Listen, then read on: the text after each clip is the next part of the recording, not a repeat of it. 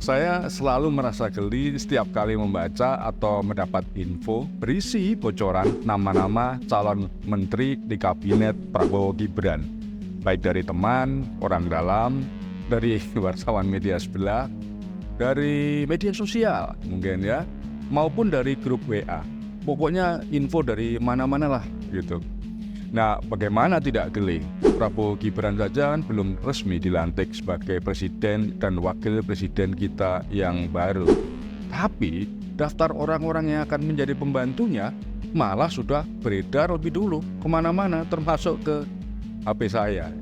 Padahal kita tahu biasanya kabinet itu ya diumumkan beberapa hari setelah pelantikan presiden dan wakilnya. Mungkin bahkan lebih dari 1 minggu ya. Nah, kita jadi heran, mengapa setiap kali ada pergantian presiden selalu muncul dan beredar bocoran seperti itu? Mengapa media juga ikut-ikutan menyebarkannya?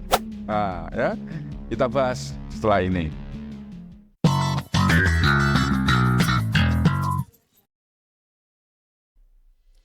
Perhelatan politik akbar nasional, yaitu pemilihan presiden dan pemilihan legislatif, telah selesai. Komisi Pemilihan Umum atau KPU juga telah menetapkan pasangan Prabowo Subianto dan Gibran Rakabuming Raka sebagai presiden dan wakil presiden terpilih. Jumlah suara sah pasangan calon presiden dan wakil presiden nomor urut 2, Haji Prabowo Subianto dan Gibran Rakabuming Raka sebanyak 96.214.691 suara, sebagaimana tercantum dalam lampiran 1 keputusan yang merupakan bagian tidak terpisahkan dari keputusan ini. Meskipun masih ada wacana hak angket ya, dan gugatan di Mahkamah Konstitusi yang sedang berlangsung, sepertinya hasil Pilpres tidak akan berubah. Artinya kemungkinan besar atau bisa dipastikan Prabowo Gibran akan menjadi duet presiden dan wakil presiden Indonesia yang baru. Nah, perkiraan itu bukan tanpa alasan. Tanda-tandanya bahkan sudah terlihat terpampang jelas. Nah, dari mana? Salah satunya dari arus pemberitaan media. Belakangan ini media mulai seru menyoroti pergerakan partai-partai politik, termasuk langkah-langkah para tokoh-tokoh politik, para ketua umumnya, yang siapa sudah bertemu siapa. Bahkan di media sosial sudah beredar gosip tentang siapa saja calon terkuat yang akan duduk di kursi kabinet baru nanti. Padahal kita tahu pelantikan presiden wakil presiden masih lama, tanggal kalau tidak salah 20 Oktober ya. Artinya pengumuman susunan kabinet baru pun akan dilakukan setelah itu. Bisa seminggu, bisa 2 minggu, bahkan mungkin sebulan setelah pelantikan. Media tentu saja tidak dilarang memainkan wacana susunan kabinet baru, karena media sebenarnya mempunyai alasan yang kuat, logis, dan cukup valid menurut saya. Anda ingin tahu apa saja alasan itu? Yang pertama adalah tingginya minat masyarakat terhadap rumor tentang susunan kabinet baru. Masyarakat selalu suka berita seperti itu. Nah, media tahu benar bahwa masyarakat kita sangat menyukai berita-berita yang spekulatif. Seperti bocoran kabinet itu. Ibarat kata, masyarakat kita haus dengan yang namanya info A1 tentang apapun. Nah, kalau ada media yang membahas rumor seperti itu, apalagi kalau dibumbui dengan intrik-intrik para pelakunya, para buzzernya, wah rame. Bisa dipastikan traffic ke situs media tersebut akan naik.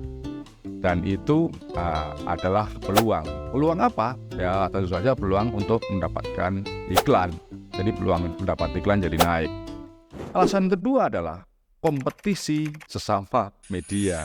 Ya, kenapa ada kompetisi? Ya karena di era digital yang tidak pernah tidur seperti saat ini, tidak ada kata libur bagi media. Media harus selalu membuat berita. Mosok ada media tidak bikin berita? Nah, ada tekanan pada media, terutama media online, untuk selalu menjadi yang pertama melaporkan berita apapun. tak peduli berita itu muncul di sepertiga malam atau di hari libur nasional atau hari libur keagamaan. Nah, media menganggap rumor menteri baru atau susunan kabinet baru sebagai info yang eksklusif atau terkini, ya. Meskipun belum ada upaya check and recheck dan verifikasi sepenuhnya. Nah, tapi media online suka sekali memainkan rumor seperti ini. Dan mereka berlomba-lomba menjadi media yang pertama memberitakannya. Jangan sampai kalah dari media online sebelah.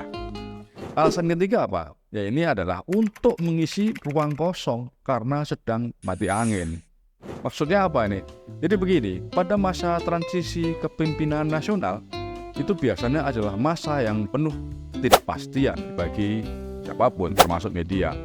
Selama periode ini, mungkin ada media yang kekurangan berita resmi, misalnya mengenai aturan baru dari rezim baru, kebijakan baru, atau langkah politik pemerintahan yang baru yang akan ditempuh dan dilakukan, ya.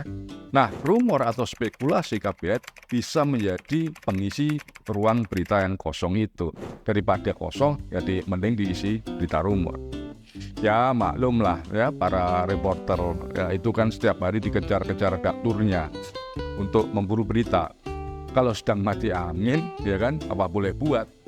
Gosip pun diembat jadi berita.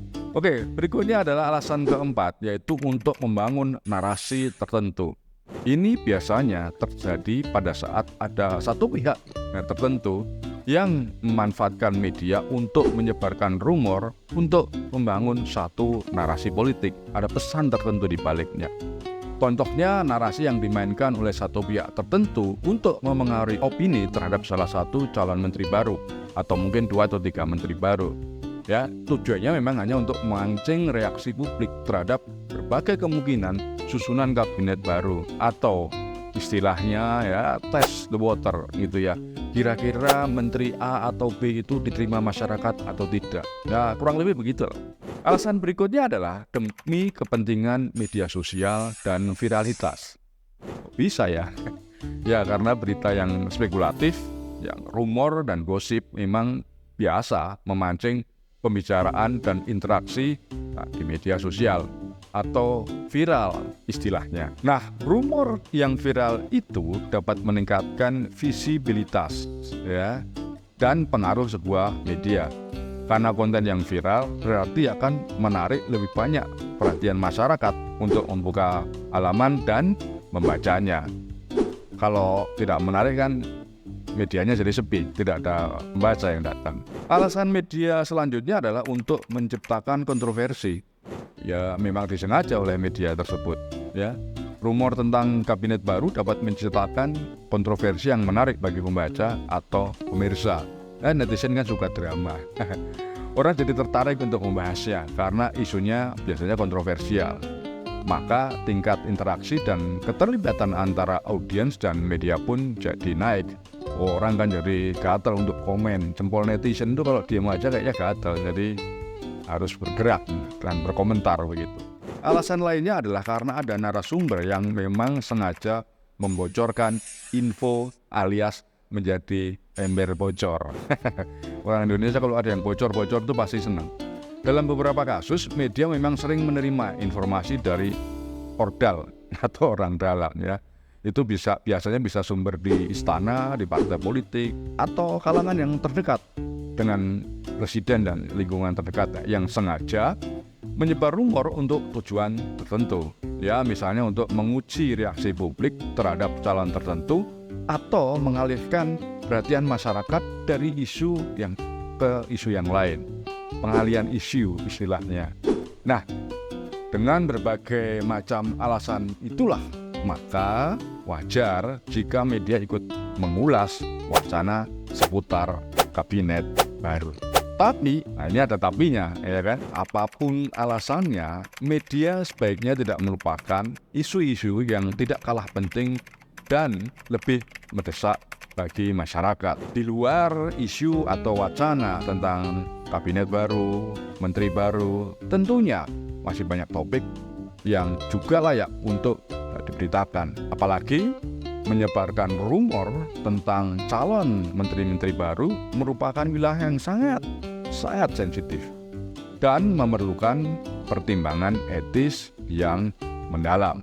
Media misalnya perlu mempertimbangkan beberapa faktor lain seperti layakan berita, check and recheck, kemudian verifikasi fakta, kemudian risiko adanya misinformasi dan disinformasi. Nah, itu semua merupakan kerja-kerja jurnalistik yang tidak boleh ditinggalkan oleh media demi menjaga reputasi dan kredibilitas media itu sendiri.